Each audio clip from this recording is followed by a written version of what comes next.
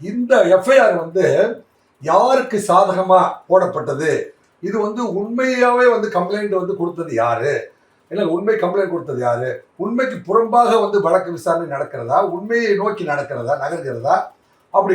அப்ப எந்த நிகழ்வு கரூர்ல நடந்த 45 பேர் மரணம், 50 பேர் வந்து மருத்துவமனை ஏற்பட்டு 100 பேர் காயம். இது நிகழ்வுக்கு அப்புறம் போடப்பட்ட எஃப்ஐஆர் வந்து கரூர் எஃப்ஐஆர் கிளை நம்பர் 855/2025. இந்த எஃப்ஐஆர்ல ஏன் விஜயோட பேர் இல்லைன்னு எல்லாரும் கேட்கிறாங்களே, என்ன காரணம்? ஏனென்றால் இதை வந்து விழா ஏற்பாட்டாளர்கள் இருக்காங்க பார்த்தீங்களா, அந்த ஏற்பாட்டாளர்கள் தான் வந்து அந்த விழா வந்து 11 கட்டளைகளை வந்து உள்வாங்கி கொண்டு இந்த விழாவை சம்பந்தம் பேசுறதுன்னு பேர். அதுக்கு பேர் எஸ்ஓபின்னா என்ன தெரியுமா அர்த்தம்?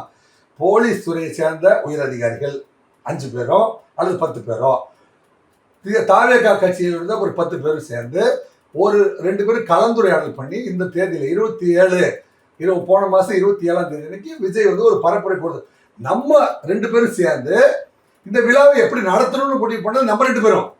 யாரு? தாவேகா பொறுப்பாளர்களும் விஜய் காவல்துறையும் சேர்ந்துதான் வந்து இந்த ஒப்பந்தத்தை 11 கட்டளை ஒப்பந்தத்தை கையெழுத்து போட்டாங்க.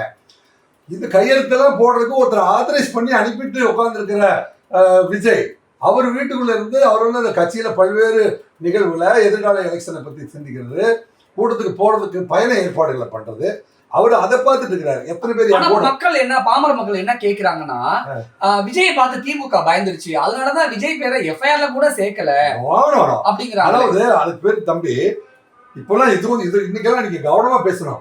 இதை வந்து சுப்ரீம் கோர்ட் ஜட்ஜ் பார்த்துட்டு இருக்காரு, ஹைகோர்ட் ஜட்ஜஸ் பார்த்துருக்காங்க, உயர்நீதிமன்ற வழக்குரைகள் பார்க்குறாங்க. What is prima facie of the case?